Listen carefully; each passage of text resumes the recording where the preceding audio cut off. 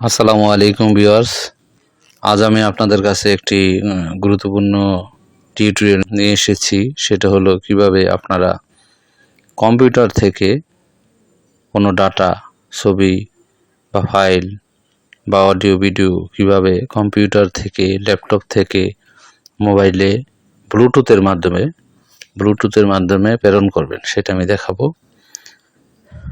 ইতিমধ্যে কয়েকদিন আগে আমি মোবাইল থেকে কম্পিউটার কীভাবে পাঠানো সেটা ইউটিউব চ্যানেলে আপলোড করেছি। এখন আজকে দেখাবো হলো কম্পিউটার থেকে কীভাবে আপনি মোবাইলে ব্লুটুথের মাধ্যমে ফাইল ট্রান্সফার করবেন, কম্পিউটার থেকে বা ল্যাপটপ থেকে মোবাইলে। তো আবার মোবাইল থেকে কম্পিউটারে কীভাবে দেখবেন সে সম্পর্কিত ভিডিও আমি আপলোড করেছি আগে। সেই ভিডিওটি আমি ডেসক্রিপশন বক্সে দিয়ে দিব, আপনারা চাইলে দেখতে পারবেন। তো আমি কথা না বাড়িয়ে আমি আলোচনায় যাই। তো আলোচনা করার আগে আপনাদের কাছে অনুরোধ, আপনারা আমার চ্যানেলটাকে সাবস্ক্রাইব করে আমার পাশে থাকবেন এবং লাইক, কমেন্ট, শেয়ার করবেন যদি ভিডিও ভালো লাগে। তো আমি আলোচনায় যাই। এজন্য শুরুতে আপনার মোবাইলের ব্লুটুথটি অন করতে হবে, পিসির ল্যাপটপের ব্লুটুথটি অন করতে হবে। আমি সার্চ বাটনে লিখব ব্লুটুথ, দেখেন ব্লুটুথ অ্যান্ড আদার ডিভাইস, এখানে ক্লিক করবেন। ক্লিক করার পরে এটা অফ আছে, দেখেন এটাকে অন করে দিবেন। অন করা হয়ে গেলে আমার ল্যাপটপের ব্লুটুথ অন করলাম। এখন আপনার কম্পিউটারের ব্লুটুথ অন করার পরে মোবাইলেরও ব্লুটুথ অন করতে হবে। তো কি করতে হবে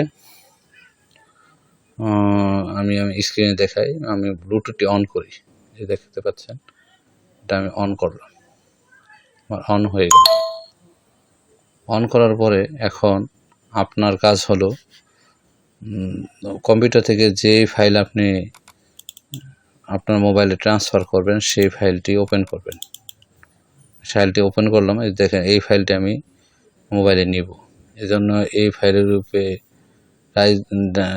মাউসের কার্সর রেখে রাইট বাটন ক্লিক করে তারপর সেন্ড অপশনে যাবেন, সেন্ড টুতে যাবেন, সেন্ড টু, তারপর ব্লুটুথে যাবেন, ব্লুটুথ ডিভাইস।